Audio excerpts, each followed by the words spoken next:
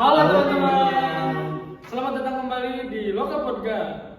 Tempat kita berbagi cerita, pengalaman, dan wawasan menarik seputar dunia logistik dan maritim. Perkenalkan, nama saya Azza Mutia Febrianti sebagai mahasiswa logistik kelautan angkatan 2025 dari Divisi Penelitian dan Pengembangan. Dan saya Muhammad Fauzan Adima sebagai mahasiswa logistik kelautan angkatan 2025 dari Komisi Pengawas. Nah, Loka Podcast kali ini udah masuk episode 2 loh. Wah, nggak kerasa ya kayak udah episode 2 aja. Emangnya kali ini kita mau bahas apa sih? Nah, di episode kali ini kita akan membahas Maritim Scholarship, kesempatan mahasiswa menjelajahi dunia maritim. Wah, sepertinya menarik banget ya teman-teman ya. Karena ternyata banyak sekali kesempatan bagi mahasiswa untuk mengembangkan diri melalui program beasiswa dan pelatihan di bidang maritim. Bener banget. Program seperti ini bukan hanya memberikan bantuan untuk pendidikan, tetapi juga pengalaman, relasi, dan wawasan baru. Nah, kebetulan pada kali ini kita sudah ditemani dengan narasumber yang pernah mengikuti salah satu program tersebut. Halo Kak. Halo. Gimana kabarnya nih? Alhamdulillah baik. Alhamdulillah baik. Boleh memperkenalkan diri dulu Kak? Oke, baik. Nah, perkenalkan nama saya Abdul Bahri dari Divisi Public Relation, Departemen Digital dan Informasi, Program Studi Logistik Kelautan. Nah, karena kita udah kenal sama Kak Abel, pasti udah pada penasaran gak sih sama apa yang akan disampaikan oleh Kak Abel? Kalau gitu, teman-teman, tanpa berlama-lama, kita langsung aja ke sesi selanjutnya, yaitu sesi tanya jawab. Oke Kak Abel, pertanyaan pertama ya. Bagaimana awal mula Kak Abel mengetahui program Maritim Scholarship dan apa yang membuat kakak tertarik untuk mendaftar?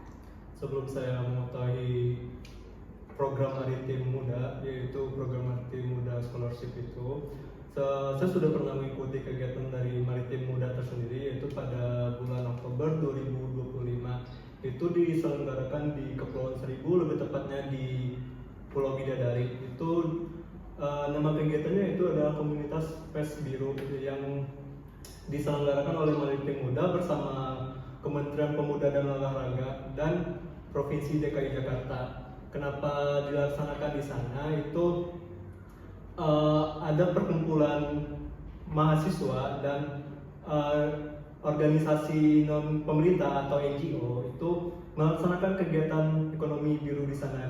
Di sana kita berbasis FGD, yaitu Focus Group Discussion tentang ekonomi biru itu sendiri. Sehingga dari hal tersebutlah saya kenal dan mengetahui tentang ekonomi biru itu sendiri.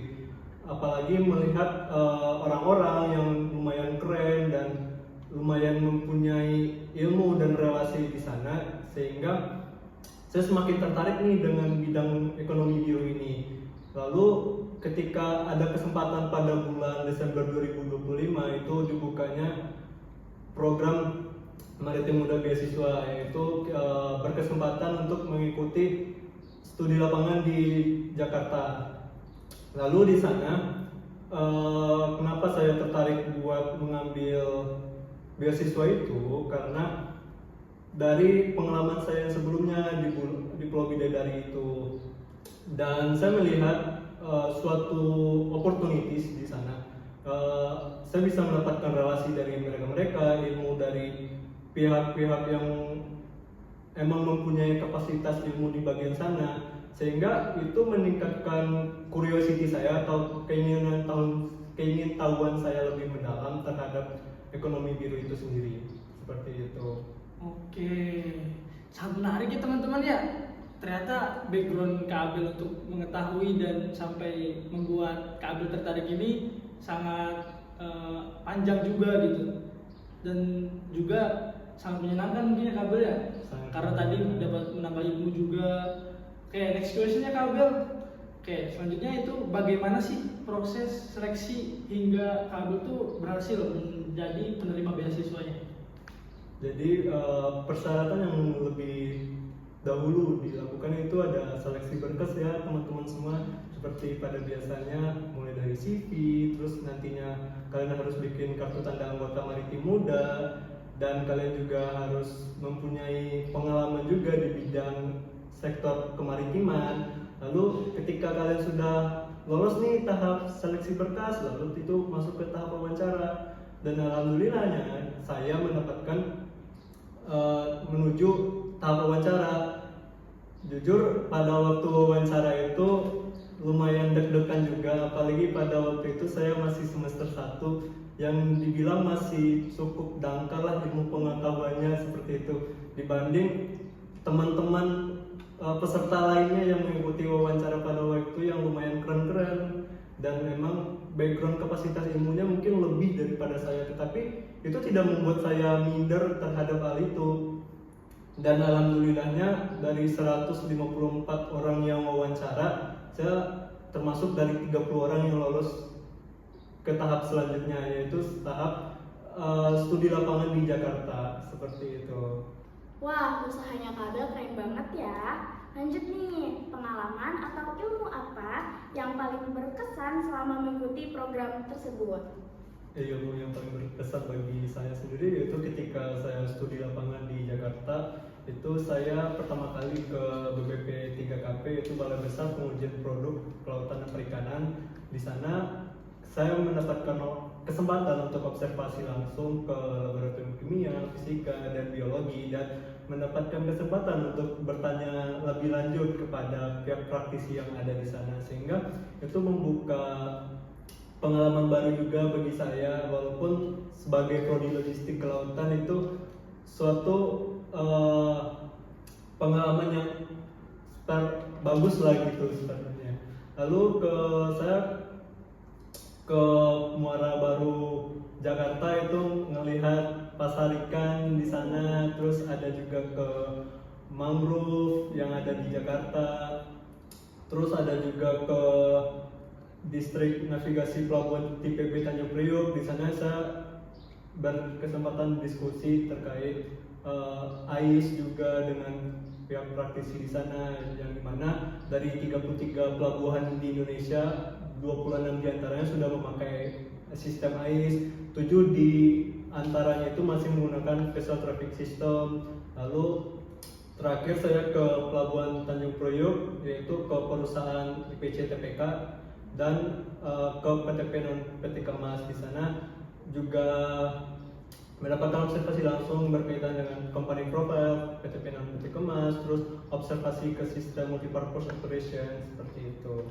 Oke, sangat berkesan banget ya bagi Kak Abel tadi. Teman-teman juga ini salah satu pengalaman yang menarik buat kita ketahui.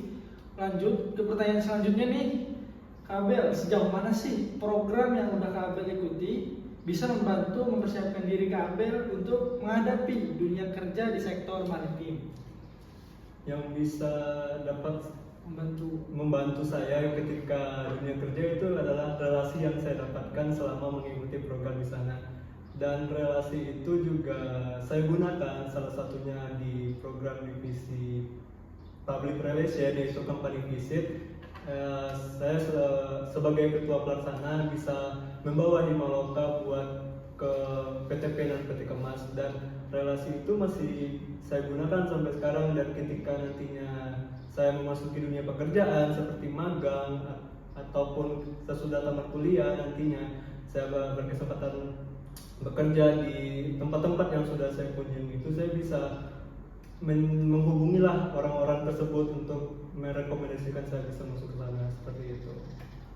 Berarti pengalaman dari Kabel cukup berpengaruh ya.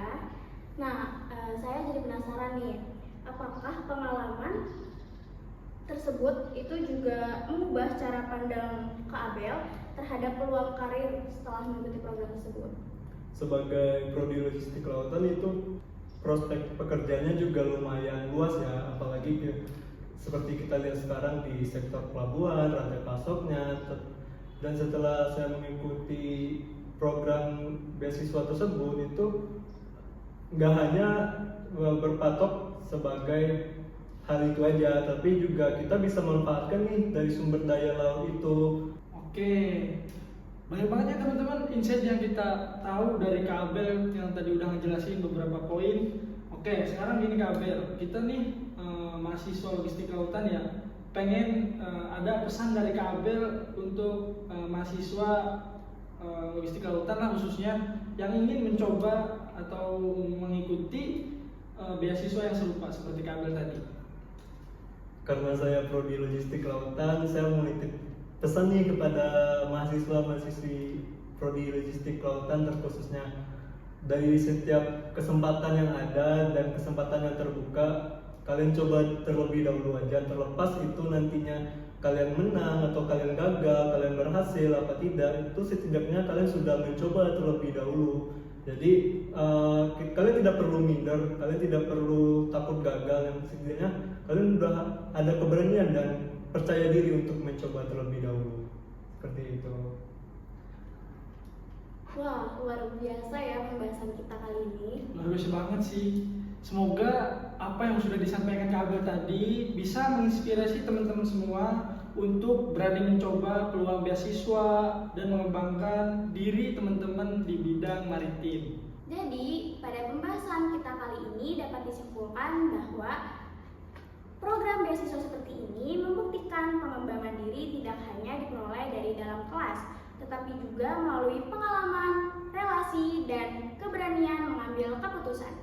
Nah, buat teman-teman juga nggak usah ragu untuk mencari informasi dan mencoba berbagai peluang. Karena setiap pengalaman yang teman-teman dapat dari peluang tadi itu bisa menjadi bekal berharga untuk menghadapi tantangan di dunia kerja, khususnya di bidang maritim. Kami ucapkan terima kasih banyak kepada Kak Abel. Sama-sama. Saya Mutia. Dan saya Muhammad Fauzal Adima. Kami selaku host pamit undur diri. Terima kasih yang telah menyaksikan Loka Podcast episode 2. Sampai jumpa di episode berikutnya. Bye-bye.